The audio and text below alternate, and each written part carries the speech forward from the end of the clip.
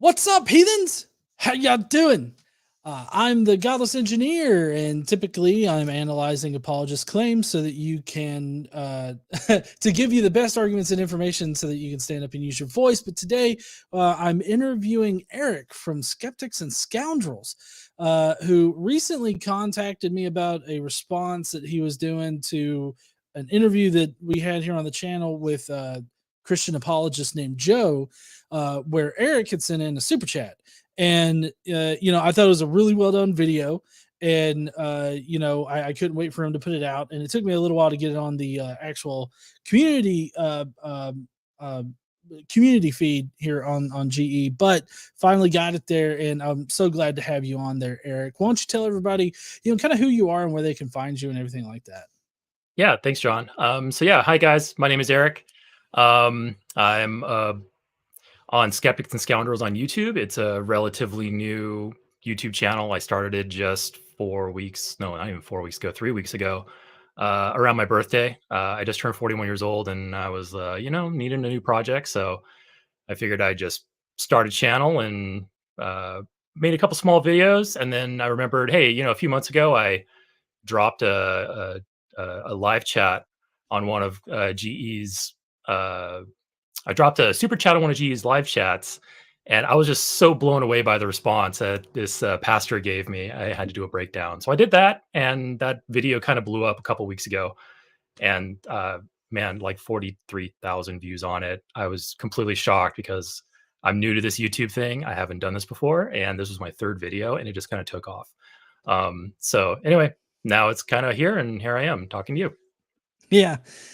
So now I'm kind of curious, why did you choose the name Skeptics and Scoundrels for like your YouTube channel?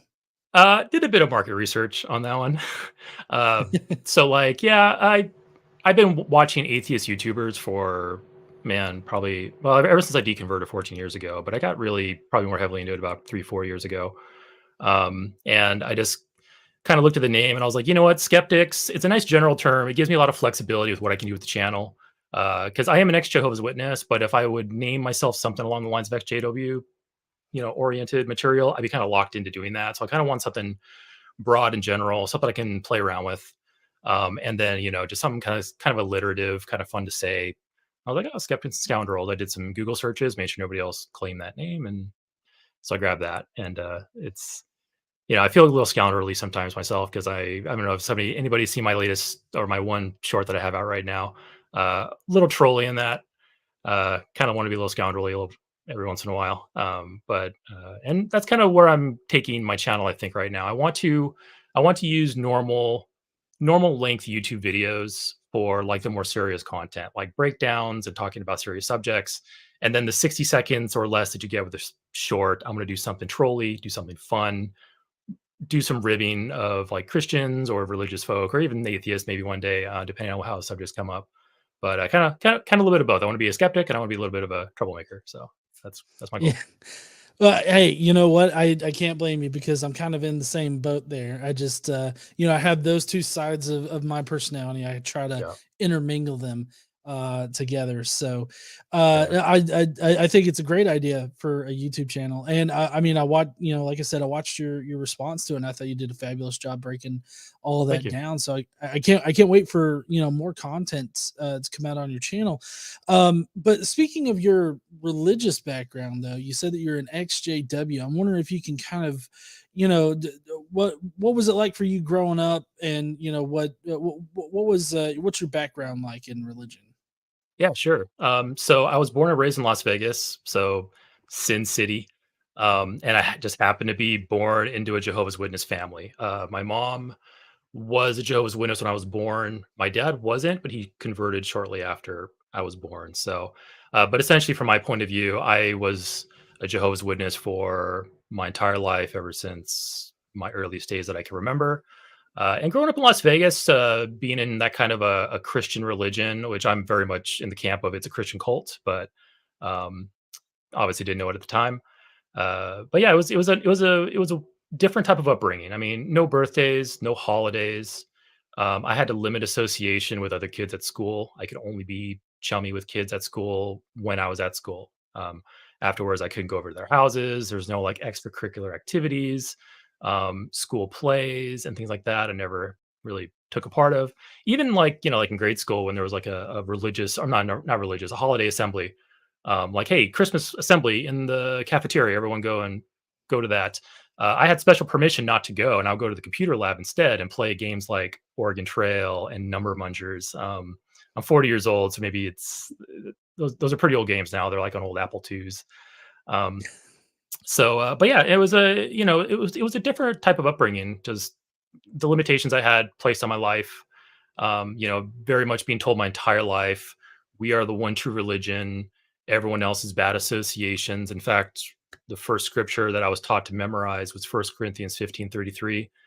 Do not be misled. Bad associations spoil useful habits. And that scripture was told to me, ingrained into me. I memorized it, and they're like, and so anyone who's not a Jehovah's Witness is bad association, and they're going to be bad for you, and all this stuff. So that's kind of the upbringing I had. Oh, and door to door witnesses are kind of known from going door to door. A lot of meetings every week, a lot of church attendance every week. So like back when I was in a long time ago, it was 3 meetings a week, about a total of 5 hours of service a week. And then you would go out door to door ministry, and that could be anywhere from 10 to 20 hours a month.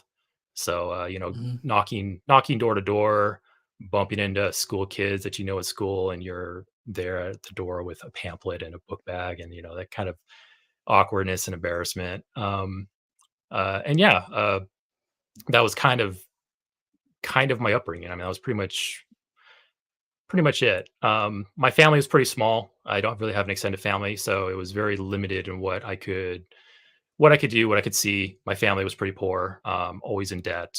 Both my parents had blue collar jobs, Mhm. and yeah, it was very limiting. And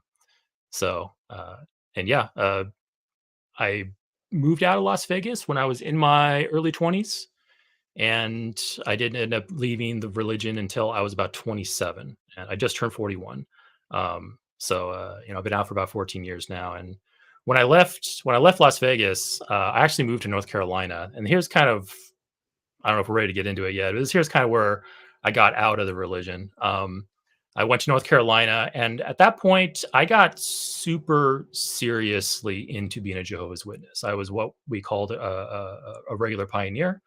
Namely, I think at the time it was about 60 hours minimum a month of ministry, of door to door preaching. So monthly, I was committing 60 hours to the ministry. I was what's called a ministerial servant in the congregation, which is kind of one of the lower rungs of service in that church. But the rankings are usually you start off as a publisher, you get baptized, you become a ministerial servant, then you go into like elder, and then like some of the more higher echelons of the organization. I was a regular pioneer, ministerial servant, got super into it for a while. And at some point around 26, some personal life events that happened. Nothing I'm going to get into much into detail or name names or anything like that, but just, family, family drama, friendship drama, things like that. And I ended up just saying, hey, you know what? I'm going to back away from this for a while. I need some distance. I need some room. So I ended up packing up all my stuff and actually moved to Montana. Um, moved to Montana, I was about 27. And once it was like magic, once I was away from that atmosphere, from that environment, from that constant like social reinforcement that was constantly around you. Once I was away from that, I just had a moment to just breathe and be by myself. I was an agnostic in like 4 or 5 months, and another 3 months, I consider myself an atheist. Because, well, first of all, I wasn't being kept constantly busy by the organization. I was away from everybody around me that was constantly reinforcing these beliefs on me. Um, and it was amazing how fast it just melted away. And some might look at that and say, "Oh, well, he was never a true believer. He was never like really rooted in the faith." And I mean, I can't prove to anybody that I was, but all I can say to you is that I was. I believed. I was zealous. I did everything I could, and I did everything I thought was right. But man, once I was gone, like it was almost instant. It was almost gone. Um, and yeah, at that point in my life, things really took off for me. I made some big changes in the way I looked at the world. I made some big changes in how I plan for the future, which going back to being a witness. part of their beliefs are a big part of their belief is Armageddon is going to strike any day now, like literally any day now. We're going to see governments attack religion, and that's going to start a period of time called the Great Tribulation, and that is like the precursor to Armageddon. And then once Armageddon hits, only Jehovah Witnesses survive, essentially. So we were constantly growing up under that mindset. And so, as such, hey, don't plan for the future. Don't open a retirement account. Don't buy a house. Don't go to college. So, once I left, I looked at that and I was like, I'm 27. I should have been starting on all this stuff 10 years ago when I left high school. So, um, at that point, I got my ass into gear. I decided to go back to college and started studying. I found YouTube channels like the Atheist Experience. I think that was the very first one that I found. That started helping me develop more critical thinking, started helping me develop, kind of more of a love for philosophy and logic and identifying logical fallacies and things like that.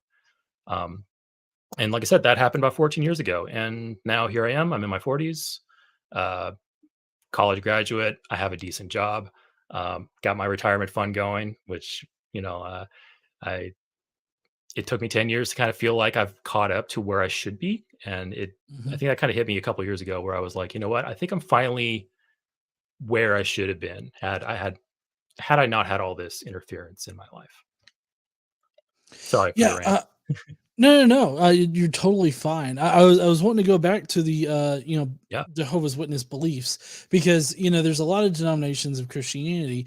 Mhm. What would you say is a major difference in Jehovah's Witness beliefs versus other denominations of Christianity? I know one of the things is sort of this immediate Armageddon that's going to be coming, Yeah. and so all of that. But I'm wondering if there's anything else that kind of differentiates them from others, for people that Yeah. don't know.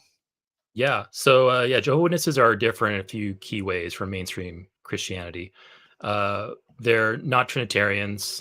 They very much believe that Jehovah God is God. He's the original being that to ever exist. He's existed forever. He, at some point in time, created Jesus, and he was his firstborn begotten Son.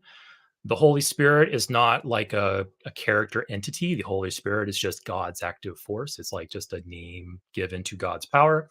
All three of those are three separate, distinct entities. There's no like Trinity belief. Witnesses don't believe in hell. They're annihilationists. So, once you die, you are gone and dead. They do believe, interestingly, though, that 144,000 of their rank will go to heaven. So, those are known as the anointed. Um, so 144,000 go to heaven eventually, whether they die in this world or they get basically raptured at Armageddon. And then everyone else that's a Jehovah's Witness, but not one of the anointed, will enter into a paradise earth after Armageddon, and they will rebuild the earth literally on top of the corpses of the billions of people who have died that weren't witnesses. Which they don't directly say that in such words. They'll dance around it and say, "Oh well, Jehovah, he knows who's good and bad and everything." But if you look at the literature, it's very much, "Hey, if you don't align with us, you're bird food in Armageddon." Um, and then they got some other kookier things, more dangerous things like no blood transfusions, and they get that from a scripture in the Bible about not consuming blood, like eating blood, but they translate that into intaking blood. So that also includes blood transfusions in their eyes, which has led to the needless deaths of many of their members, and including children. I mentioned no holidays. I mentioned no birthdays, no political affiliation of any kind. It's probably one of the reasons why today I don't have like I have political opinions. I vote and everything. I participate in the political system now, but I'm not like a political contender. Like I don't get into big conversations or arguments about it because I'm just not used to talking about those types of things. And I feel like I'll probably get my butt kicked if I were to express like a super strong opinion about politics. So I vote privately and I do things like that. And yeah, those are pretty much the main differences. Oh, I guess probably final things I should mention about that. They are very much an isolationist religious cult. They think that they are the one and only true Christians in the world. They very much believe that when Jesus founded the first church, they think that hey, that church was corrupted almost immediately, and then 1800 years passed until finally like 1870, when the Jehovah Witness founder, Charles Taze Russell, came by and says, hey, let's resurrect true religion. And then, that movement started. And so they think that, for a grand majority of the time since Jesus, Christianity was just false. It was just taken over and poisoned by Satan. They call it Christendom instead of Christianity because they're trying to like differentiate themselves from the rest of Christendom. But they very much believe that they are the only true Christians, and all the other Christian organizations, Catholics, Protestants, everyone who's not a Jehovah's Witness is basically under the control of Satan. Um, and so, yeah, so they're very much, like I said, they're a cult in that sense, in that they very much think that their small, unique group is the only ones that are being blessed by God,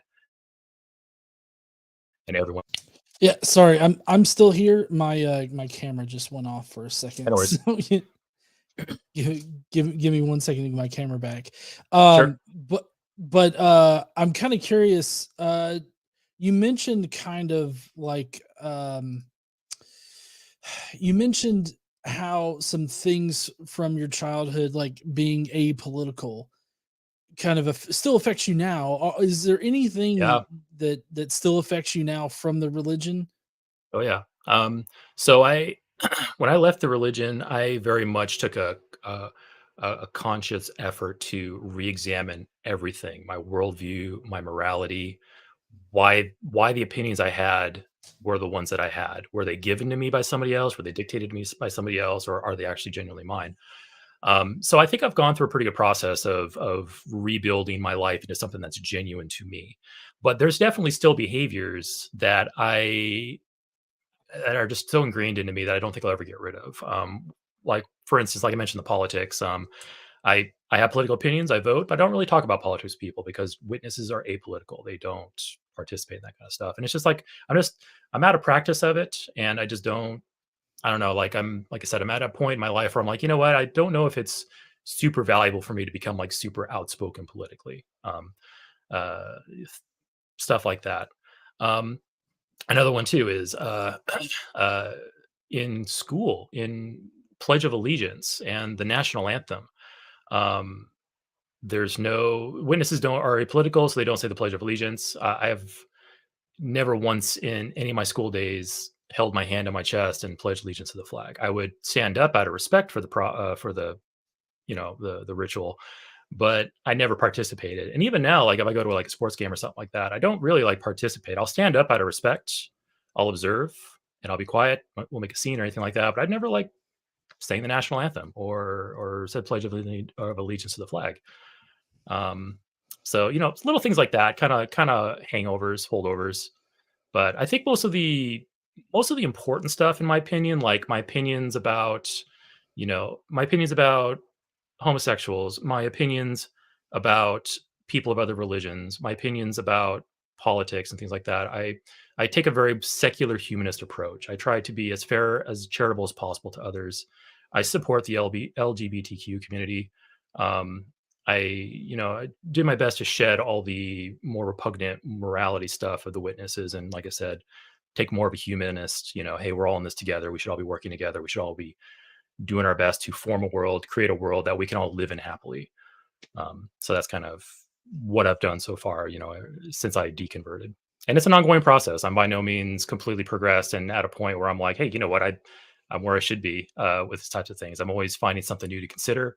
I'm very much appreciate and are receptive to challenges. If I'm doing or saying something wrong, I want people to point it out to me so we can have a serious conversation about it. And I usually do my best to put myself in a spot where I'm like, hey, you know what? Maybe I'm wrong. Maybe I should reconsider this. Um, and probably the last thing the specific question you answer, like holdovers from the religion, uh, the witnesses are very authoritarian. Like you step in line when somebody in charge speaks. If that person's older than you or more spiritually mature than you, you listen to what they say, basically. And I noticed that can still very much be a holdover. I can still very much see somebody who is older than me or somebody who is more established in a position or in like for instance apologetics or counter apologetics, see somebody speak with authority and bravado, and it's very easy me to fall into, oh, I should listen to what this person is saying instead of, hey, I should be critically analyzing what this person is saying. Mhm. So I always got to constantly catch myself that, hey, I just because they are older or just because they are more established in something doesn't mean they're automatically right or they automatically should be followed. No, I totally agree with you there, and I try to always, encourage people to constantly reevaluate their positions and to constantly seek out like differing opinions on something. It's, I know that I've mentioned this a couple of times in my videos that, I'm always interested in something that might prove me wrong. And Mhm. so that's why, like, a lot of people are like, "How can you watch this, GE? It's just so, this guy's video is so horrible. How can you stand Yeah. it?" And it's like, well, I mean, if somebody feels confident enough to like put together a video and put it out there, and they have like a coherent, train of thought in a video, Yeah. I'm more than willing to consider what they have to say, even if it's the same stuff that I've heard, 10 times over. I think that reevaluating, what you believe and why you believe it is just the mark of a good critical and skeptical mind. Um, but now, what did you have like as far as being a Jehovah's Witness? Do you remember like any really like, or did you ever experience really like or have any bad experiences while you were Jehovah's Witness? And like, did anything along those lines like have any effect on your later like deconversion? Yeah, I think I was pretty lucky. I think maybe well, yeah, okay. So I think I was pretty lucky in that I haven't had any major traumas stemming directly from the witnesses. Like, they have a massive problem with child sex abuse, and luckily, I was not, you know, a victim of anything like that. I do know some people who were. Um, Nothing that like super directly affected me or got me like that. I think maybe probably the biggest thing that affected me negatively out of the whole thing was just kind of the sheer hypocrisy of some of the people that are within that religion. Because, like I said, they it's very cult like. Witnesses are told, "Hey, you guys are morally superior. You guys have the truth. You guys have true spiritual teachings. You are refined, and you are just basically just better people than others. Like you have Bible direction in your life." And there's a lot of people in the witnesses that will have that attitude, but they very much don't display it in their actions. Um, like my mother was one of them. My mother was a massive alcoholic when we were growing up. And witnesses are very much against alcohol abuse, at least on paper, but many witnesses within the organization are alcoholics. So growing up with that kind of double standard, uh, you know, uh, witnesses, the organization is telling us, hey, don't drink to excess, but then like my mother's constantly drinking to excess, and um, things like that. The alcoholism led to emotional abuse, and that was probably one of the biggest things to take away out of it was basically just once I left, looking back and going, "Hey, you know what? These are just flawed people. They've been tricked into thinking that they have some type of superior position in life. They're tricked into thinking, hey, they have God's blessing." So there was this double standard that just wasn't like clicking, kind of just disappeared, and you start seeing people for people, flawed, um, needing help in a lot of cases, needing just talking to a counselor or talking to a psychiatrist or some type of mental help, um, which is virtually unheard of. At least back in my days, I never heard of anybody going to a psychiatrist or a therapist. It's very much, you should talk to the elders, get some scriptural counsel. Oh, you're beating your wife? Well, talk to the elders.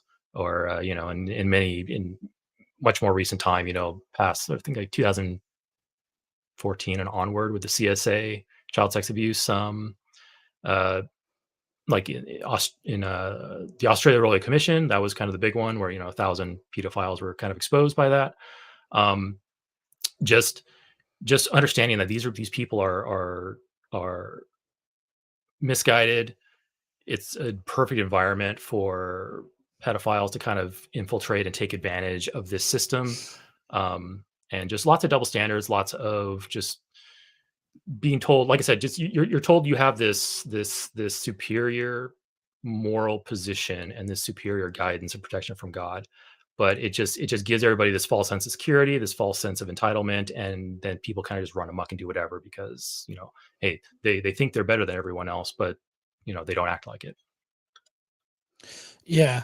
I find that in I guess the typical denominations we label as cults, like Mormonism, Jehovah's Witnesses, they have this very as you said, isolationist kind of mindset. Like, Yeah. don't if anything bad happens, don't talk to the outside world. Like, Oh keep it yeah. within the church and handle it within the church and all this other stuff, and that just sort of perpetuates this cycle of abuse Yeah. in those communities. So, um, moving on from that, though, I'm wondering if you can kind of walk us through, like, was there any one particular thing that got you started like doubting like your religion? I know that you had said that moving away and getting away from, that I guess community of it kind of allowed you to more freely think. Is what I took away from what you had said.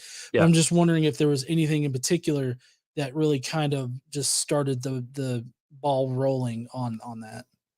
Yeah, like I said, I think it was just noticing hypocrisy among people within the organization, hypocrisy in like higher up elders, where the people that you're supposed to trust, people that are supposed to be the standard bearers or the standard setters in the organization, this spiritually mature men, kind of just noticing, hey, something didn't line up. Something these guys are saying one thing and doing another, and yeah, so I think it was basically just noticing that and kind of dealing with some of the direct repercussions of an environment like that.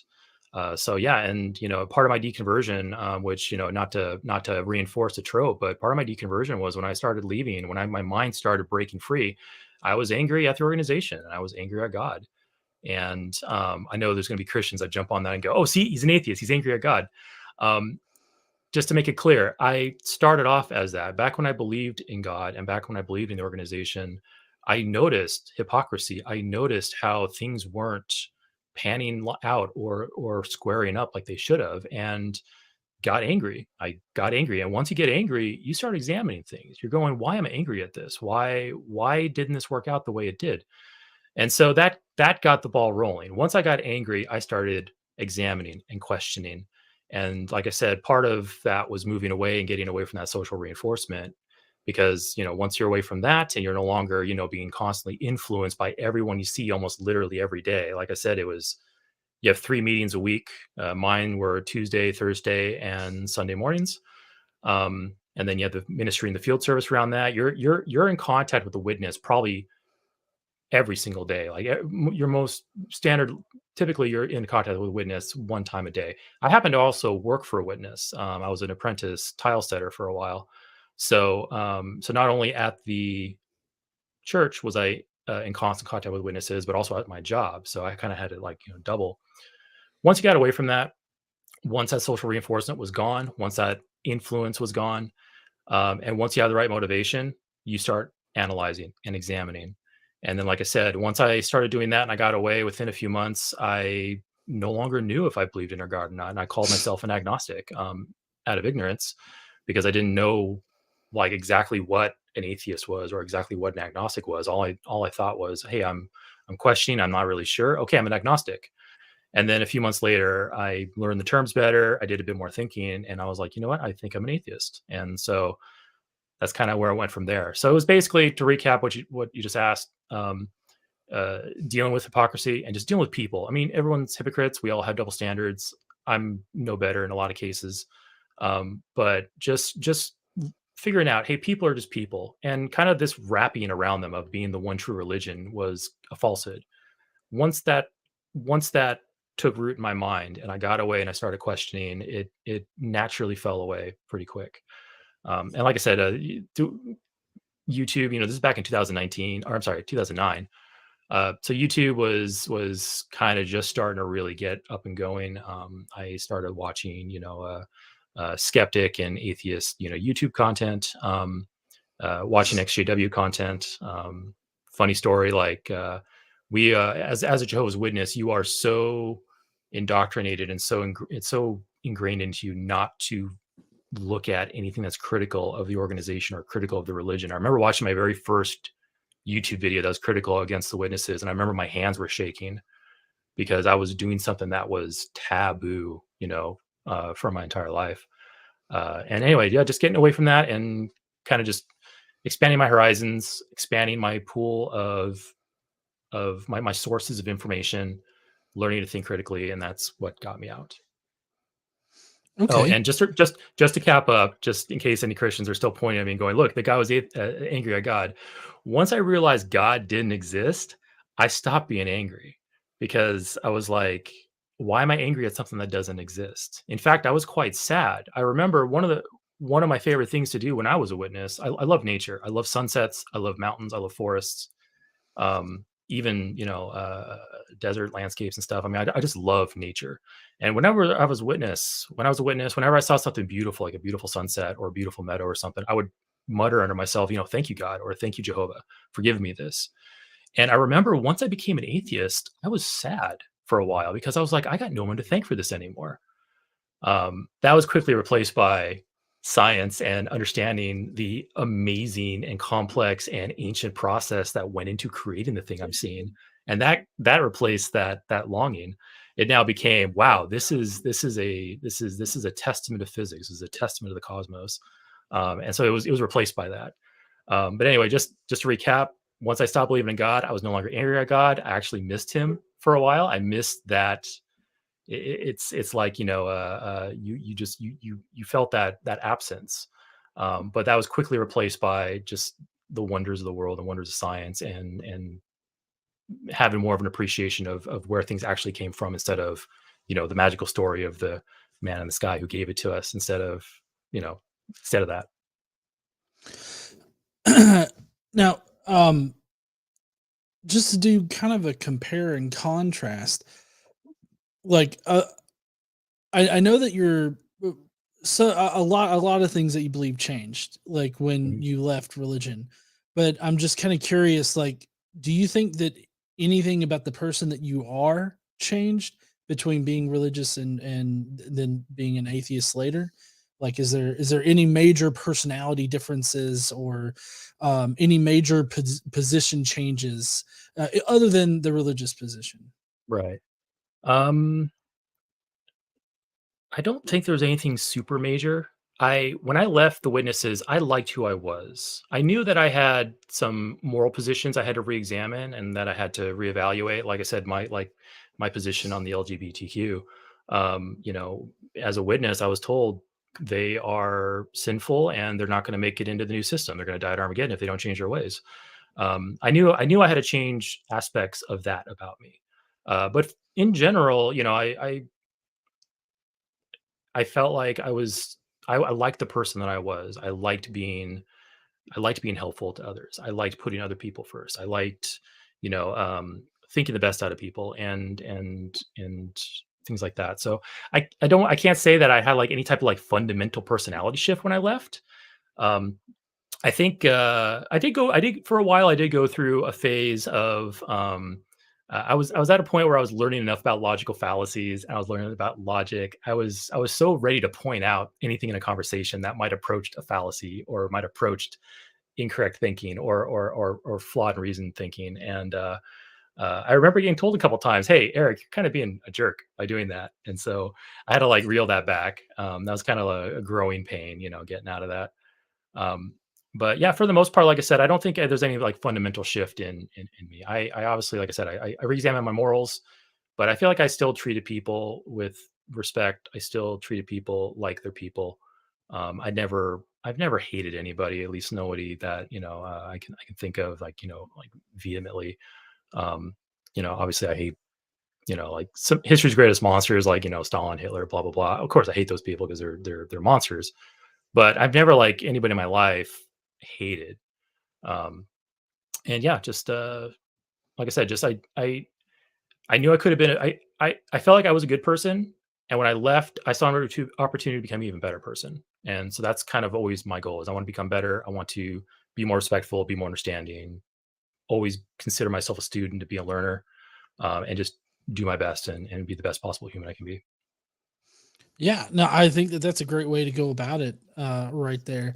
Um, Now, I know that a lot of times when Jehovah's Witnesses, leave, they're usually classified as like apostates, right? Yeah. And I'm just kind of curious, have you suffered like from that after becoming an atheist? Like, does your family still talk to you, or do you have any other sort of, I guess, social repercussions for leaving? Yeah, so that's a good question. So I did what we call faded. I faded out of the religion. So I didn't make it like a big grand exit. When I left, I moved away, and then I just quietly kept to myself. Um, if I got the occasional call or I got the occasional email, I would just answer generally, making sure I don't raise any eyebrows. And then I figured, just ease out of it. Don't make a big deal about it. And I successfully left without getting what's called disfellowshipped. Part of the disciplinary process inside the witnesses is a lot like excommunication with the Catholics. If you step too far out of line, you can get reproved, which is like a public thing where you're kind of like marked, but you're not like disfellowship where people don't talk to you. But go a bit further than that, you become disfellowshipped. And at that point, that's where your family won't talk to you, your friends and or your friends won't talk to you. If you have a job, you usually, with a witness, you'll usually lose it. And there's a lot of work at that point to get back into like a good standing and get reinstated. I I successfully faded. I avoided disfellowshipping. I think I got pretty close, but I think I navigated those waters just right where I managed to get out without being disfellowshipped. If I was disfellowshipped, it was never told to me. They normally, the process is when they are putting together a judicial committee internally with elders to verify whether you're doing any wrongdoing. If you get disfellowship, they let you know. They give you the date that's going to be announced and stuff like that. I was never notified of anything like that. There was no judicial committee, no announcement day. So I think I left pretty well. Um, and I was, and it's been like that ever since. I started this YouTube channel about 3 weeks ago. Oh, and my family. You mentioned my family.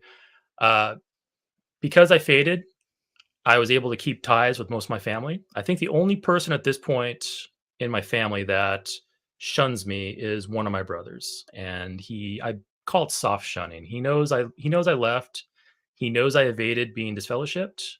He only will speak to me if on matters of business. Like I said, like for example, my mom's in a home now, and we together handle like stuff around that. I handle the money and payments part of it. He handles the logistics of having her in the home and things like that. He only contacts me via email to tell me how much the bill is for the month. No small talk. No, hey, how you're doing? No, hey, have you seen the latest Star Wars movie? Anything like that. It's just here's the money or here's the bill. Pay it. I go, paid, thanks. And literally every month it's that cycle. Here's the bill. Okay, paid, thanks. Here's the bill. Okay, paid, thanks. Um, so he's kind of on to me. But because I started this channel about 3 weeks ago, now if he happens to ever see it, he will hard shun me. I'll be branded as an apostate. I'll be hard shunned by him. If word gets back to whatever congregation has my files, they'll probably disfellowship me, which is fine. That was a conscious decision that I made, a few months ago, and I was like, well, do I want to start this YouTube channel? And I was like, you know what? It's been 14 years. If something like that were to happen, it's not going to affect me at all negatively. My life has been so far successfully rebuilt, independent of the witness organization and anybody in it, that it would not affect me at all. In fact, if I ever got a letter in the mail stating I was disfellowshipped or branded as an apostate, I'd probably frame it. Yeah, I can imagine, Yeah. getting that 14 years after you quiet quit the Yeah. organization, which that's actually something that Casey just said that while you were talking, she was like, he quiet quit them. I totally did. Yeah. Yeah. Um, but I think that it's awesome that you were able to navigate that like that, so that you didn't have like a major upheaval in your personal life. Yeah. So I'm glad you're able to evade that. Um, but as far as like them, finding your channel and everything like that, I mean, obviously that one video you put out that's gone massively like big is as far as for being such a new channel. I mean, I'm are you? I guess you're not afraid of anybody finding it, so I guess that's a good Yeah. thing, right? Yeah, pretty much. I think anybody, the family that I have that know like of my state with the witnesses, they're all accepting of me, and yeah, it's I don't fear any repercussions from it really. I I might have an awkward phone call or two in the future. Someone might call me and go, you know, hey, I found your video or blah blah blah. But yeah, for the most part, I think I navigated those waters fairly well. And like I said, it's I was lucky because my family's small. Um, a lot of my friends that I had back in the witness organization either themselves grew up and left, or I just didn't really care to continue those friendships once I left. Um, so yeah, there's not really if things were to like worst case scenario now is I just get disfellowshipped or I'm branded as apostate, and at this point I don't care. I've made new friends. I have a career. I'm married. I have two corgis. Like I got everything I need. None of that stuff can be taken away from me. Yeah, I'm totally glad you're in um, that kind of position there.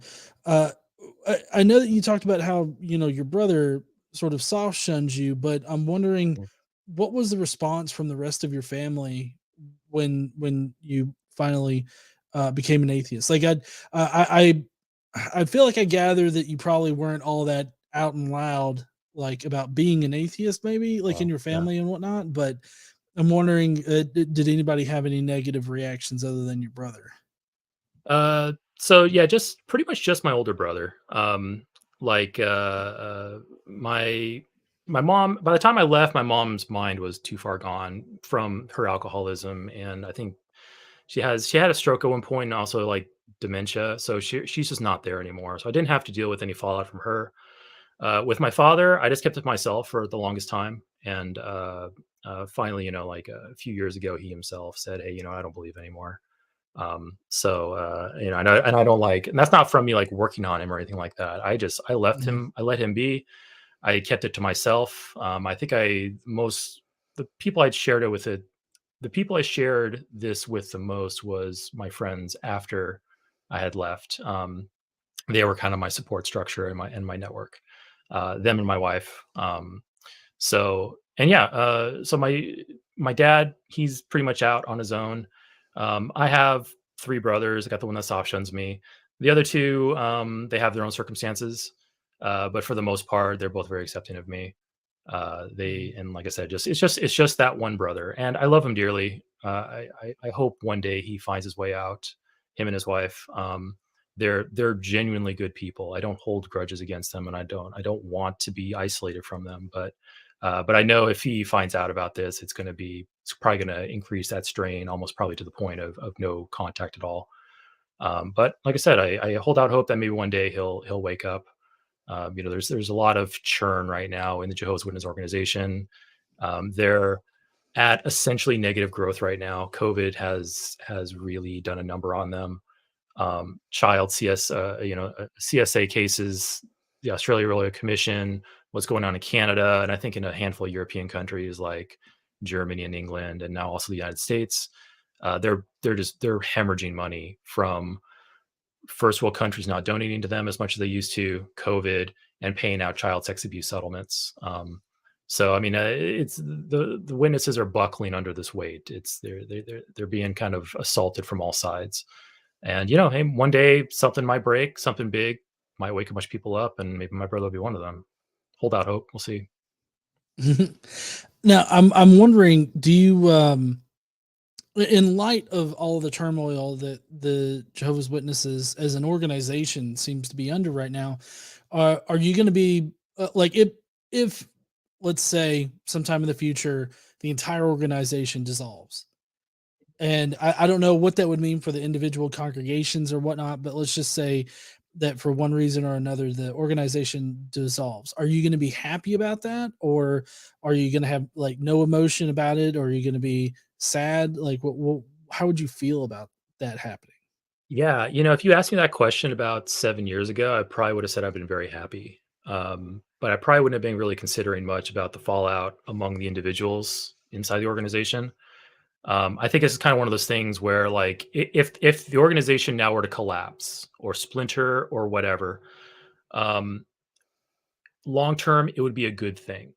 It would be painful for a lot of people. There would be a lot of issues with people being lost, or naturally, when something like that would occur, you're gonna have splinter groups, and you're probably gonna have factions form, and all kinds of weird stuff happen.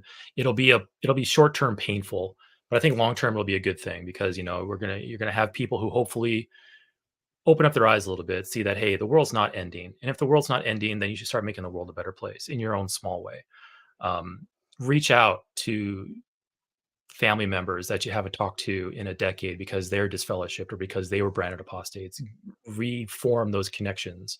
Use the time you have wisely.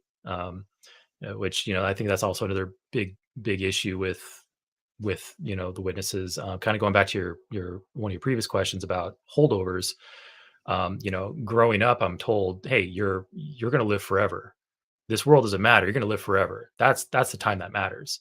So it's very easy for me to sit back and say, I'll just do something later. I'll do something, like I have a procrastinating type, way about me.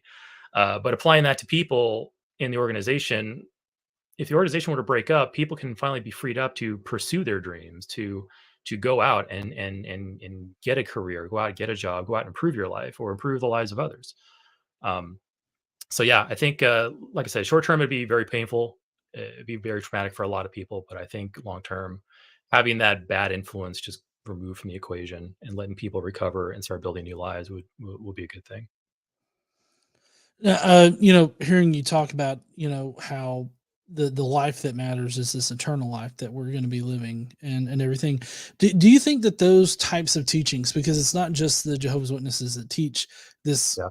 basic idea, do you feel like it devalues the life that we have? Oh yeah, absolutely. Because not only you're told that this life that you have is almost worthless. You're told that what you do now matters because you're constantly being judged, and you have to meet some type of standard in order to get the real life that's going to come afterwards. And that real life is infinite and infinitely blissful. But the problem is, once you turn something infinite, once that precious resource of time is eliminated, or rather, I take that back. Once that precious resource time is no longer precious, once you have an unlimited amount of it, it's now no longer of any value, really. A short, limited life now can be lived to so much more of a full extent than all the infinite eons that you would be in heaven or on a paradise earth or whatever, because what happens now matters. This is the life we know that we have. We're here and we're living it now. Um, and yeah, so giving it up for the promise of some other better life is, it's really sad that so many people are being duped into giving up that real life for that promised life. But yeah, absolutely. What we do now matters. This is the life that matters. And even though, we're not going to be here forever, the Earth's not going to be here forever. According to some scientific models, the galaxy, or I'm sorry, the universe is slipping into entropy. Eventually, the universe isn't going to be here as we know it. It doesn't matter. We're here now. We have dreams and hopes and wants now. We should be pursuing those things and living our lives to the fullest. Yeah, I totally agree with that, and I'm just kind of curious, hearing you talk about how you can live such a fuller life, without that concept of an eternal life after we die. A lot of apologists out there might try to paint that as like uh, advancing hedonism, or just doing what you feel is or doing what makes you happy, and that's the only thing that matters. What would you say to somebody that might leverage that against you? I think if any apologist says that, I think they have a fundamental misunderstanding of exactly what humanism is, and exactly what some of us talk about when we're talking about, maximizing our lives now. Um, like, just having just the whole premise of secular morality, and the whole basis of that, where we want to make lives better for ourselves, and the best way we can do that is by making lives better for others. So yeah, I mean, if we were to have a system where we are just pursuing hedonism, we're just pursuing our own selfish needs and wants, our world's going to fall apart if we do that. Um, I think anybody with half a brain can see that type of system is just not sustainable. Um, the best way that we can work this out, and the best way that we can, maximize our happiness and our our survival now and our thriving now is to help out, is to build a community where we aren't necessarily putting ourselves first, but we're putting the community first, or we're putting we're intelligently evaluating our actions under a secular moral system, and asking ourselves, how do my actions affect me? How do my actions affect others? And are these the actions that I want to see proliferate in our world? Or is this something that's just going to be a short term, this is good for me, and screw everybody else? Um, it, like I said, I think apologists who look at that and go, "Oh, hey, you know what? They're leaning towards hedonism," or "Why does it even matter?" It matters because we're here. It matters because we're here and dealing with these problems now, and, it matters for the next generation. Like, I'm never going to have kids, but I know a lot of people who are, and it's like I want to leave a better world for those kids. I want them to have an opportunity to then repeat the cycle and make it better for their kids. I think it's just the best way to live, and it's the best way to look at the world. Yeah, I totally agree with you there. Now, what we're kind of heading into wrapping up here Mhm. tonight. I really appreciate everybody that's watching right now, and if you are watching, be sure to smash that like button and go on over and check out Skeptics and Scoundrels. He's linked. Eric here is linked. Title, description. Just hit up the hyperlinked name of the channel, and you should be able to get on over there and subscribe. Um, so I was wondering if you could sort of put your not put yourself in a position, but could you sort of speak to yourself in the past, like when you were right there, I guess still technically in the religion, but starting to doubt some of these things, and eventually growing in your new, I guess, worldview or your new view of the world. What would be the best advice you could give somebody in that position that's like doubting their faith, doubting what they believe for the longest time? What would be the best advice you could give that kind of person? Yeah, I actually dropped a video today on my channel of a new series that I'm calling "Things I Wish I Knew When I Deconverted." I just published it at like about 1 o'clock today. But considering that everybody's from a different background, when somebody leaves their religion, they might be better equipped with certain things, like like maybe knowledge of philosophy, or maybe some higher education, or even a college degree under their belt. Whereas, like, when somebody leaves like the Jehovah's Witness religion, they don't have really those things. Um, Considering that everybody's positions are different, I think one of the biggest things you can do is reach out, talk to others, find a meetup group, find other people with other opinions, and ask them what they suggest you should learn. Like I said, the topic of my series is going to be things that I didn't know when I left. Or Donald Rumsfeld, he called them unknown unknowns, things that you don't even know exist and don't even know that you need to learn. Like, an example of one of the things that I didn't know when I left religion was cognitive dissonance. Never heard the term in my life when I left the Witnesses. Um, Find people who can teach you those things. Find people who can give you a checklist. Say, hey, uh, how are you on your philosophy? How are you on your reading? How are you on identifying fallacies? And how are you on your logic and your reasoning? Start building a toolkit that you can use to evaluate the world, to differentiate truth from fiction, to protect yourselves from the next charlatan that comes along, that's either in a robe and has a Bible, or selling you product, or trying to get you into this political movement or anything like that. Um, the world is a huge, wonderful place full of many wonderful people, but there's also people and organizations out there who are just looking for the next sucker or the next schmuck to come in and fleece. So yeah, build that toolkit. Reach out, talk to others, talk to people who, like I said, are probably more college educated. Talk to philosophers. Build that toolkit. Protect yourself. it's so much better going forward when you have these tools because you can evaluate things and you can protect yourself from all the things that I just mentioned. Yeah, definitely. I think that's really, really good advice right there. And uh, just I kind of want to finish out on I guess a light note. What would you consider to be the worst argument for God? The worst argument for God is one that I used to say a lot, and it is there's a massive gaping problem with it, and it's basically an equivocation fallacy. Uh, Many people have probably heard it. I thought it was like a home run back when I was a witness. That's because I wasn't thinking very deeply. But it's essentially, well, the universe is governed by laws. Mankind makes laws to govern. Mankind's laws has a lawmaker. Therefore, the universe's laws have a lawmaker or a lawgiver. And I thought this was like just so profound. I mean, we're talking about like, 18, 19-year-old me when I was regurgitating this drivel. Um, it's an equivocation fallacy. We're talking about two different types of laws here. Sure, they use the same word, but they're not the same. One is prescriptive, the other one is descriptive. Um, Had I known what a logical fallacy was at the time, and had I known what an equivocation fallacy was at the time, I would have been able to look at that crap and go, "That's garbage." But I didn't have that back then. So that's probably one of the worst ones I think I can think of. Another one that I really don't like is the watchmaker argument.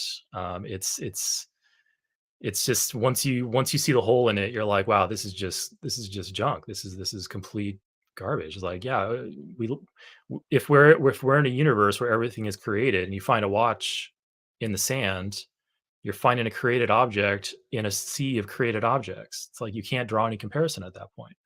Um, Mhm. so yeah, so I think those are the two biggest ones that kind of get my goat every once in a while. You just want to like just grab the person and go, no, no, stop and think. But I know I was in that position once too. So um, yeah, it's a great way to look back and chuckle at where I was and kind of take some pride in kind of how far I've come. And of course, I got so much further to go. Not to pat myself on the back too much, but I, I think I made some decent progress since I was that kid. I mean, I definitely think so. Um, Thank you. and then next, I'm wondering what would you consider to be the best argument, I guess, against any one particular idea of God or God in general? Like, do you have like a go to thing? Like, if you're ever in these kind of conversations, it's like, this is either why I believe God doesn't exist or why I don't believe in God. Right. So an argument against the existence of God. Well, I live in the United States. Christianity is the big thing here, and Christianity, they're the ones selling the triomni God, all powerful, all knowing, all loving. So, I mean, many people will scoff at the problem of evil, but the problem of evil is, I think, still super effective against the God that is defined using those triomni traits. Because no matter what path you take, what logical path you take down, I take that back. That God, with that argument, paired with the world that we live in, this world with full of problems, full of strife, full of uh, all these issues, along with a Bible that gives us these stories of this God that has these triomni traits and the atrocities that he committed. Put all this together, and the problem of evil is effective at shooting that down, or at least pointing out the absurdities in this combination of things. Of course, all a Christian has to do is just remove one of the omni traits or downgrade one of the omni traits into something not it's not omni. Some might jump to maximal power, maximal knowledge, maximal love. But they have to tweak their God to do that, and many Christians are not on board with doing that. They want their God to have these three perfect traits because it's God. It's their beloved creator. Um, so I think for arguments, that's what I go with. But my first line of I don't even want to say attack on the God idea. The first thing I always go to is I just don't see the evidence for it. I don't see a good argument for it. I don't see um, compelling evidence that any particular God exists.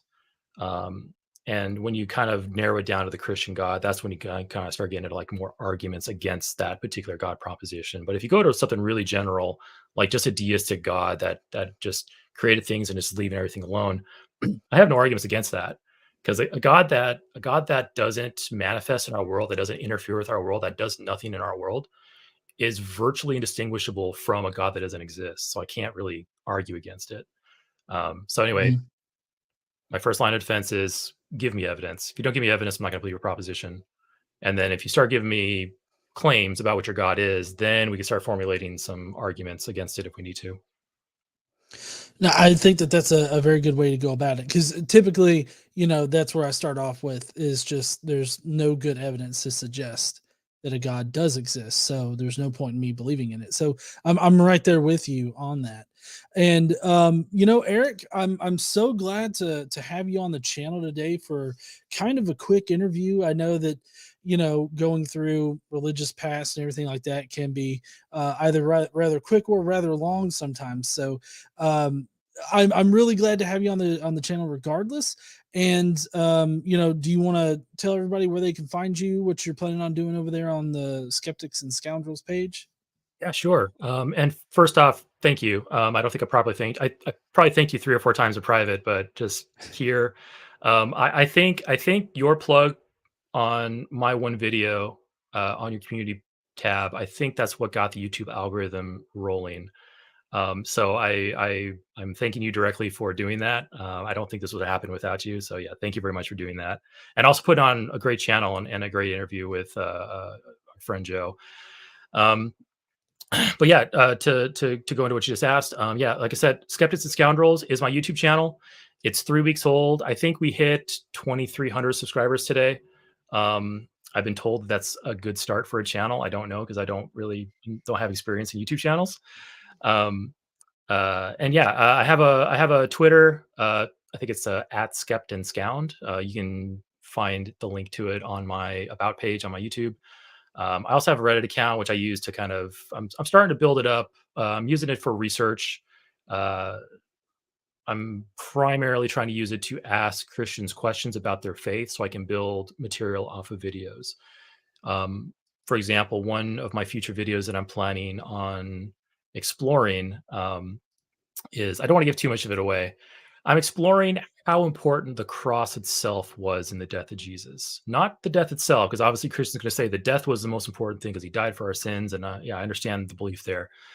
But the cross itself, was that optional? So I'm going to be looking at that in one of our future videos. So I use my Reddit account for asking Christians about that. I just have the one Reddit account, and I just, Mhm. I'm a lot more reserved on Reddit, like posting stuff. Yeah, So because I know that there's a lot of rules on Reddit, but yeah, some of those conversations in like the our Christianity, that those can get kind of spicy, I guess, on occasion with certain things. yeah. But anyways, yeah, no, I appreciate having you on, and I wish I had gotten your video on my community tab That's fine. quicker, because I think it was about a week after you had actually posted it up. But I thought you did a fantastic job on it, and I'm so glad that other people felt the same way, because I mean, like I said, I thought that it was great editing, great production, and I can't wait to see what you got going on over there. And tomorrow I'm going to be queuing up your latest video, because I didn't realize you had dropped one right before we came on here. So I'm gonna have to go and check that out. And yeah, I can't wait to see more of what you got. Any final thoughts or anything you want to say to the audience before we leave out? No, that's pretty much it. Thank you very much. I'm sorry I wasn't watching the live stream or the chat. This is my first live stream, so I was kind of focusing on the conversation. I'll be sure to go through and read through it, and if anything sticks out to me, I'll either message you directly or I'll post it in the comments. But yeah, thank you everyone. Thank you, John. Had a really good time tonight. Yeah, looking forward to what's coming Awesome. up. Well, if y'all are not subscribed to Skeptics and Scoundrels, y'all need to hit up those links on the video here and subscribe to Eric because, like I said, he's putting out great content. And I guess we will be seeing you heathens later. I do have Eric's YouTube and Twitter linked up in the description so that you can follow him in both places. But in any case, y'all have an awesome day. I'll probably have a short thing coming up tomorrow on the channel or something like that, but we've got a new video posting on Thursday, so we will see you heathens then.